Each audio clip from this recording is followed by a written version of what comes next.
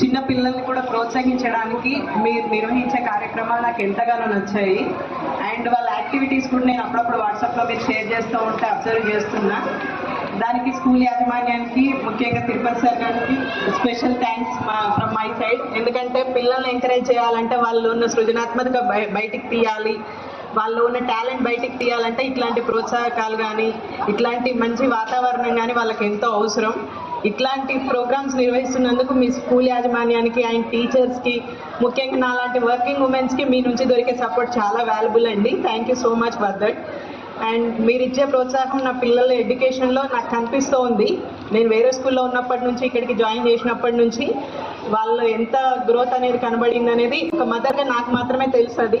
ఎందుకంటే నేను అబ్జర్వ్ చేశాను 2 years క్రితం నా పిల్లవాడి పరిస్థితి ఎట్లా ఉంది, ఈ స్కూల్కి వచ్చాక ఎట్లా ఉంది. అండ్ పాప స్టార్టింగ్ నుంచి ఇదే స్కూల్, తను బాగా చదువుకుంటుంది. ఓకే,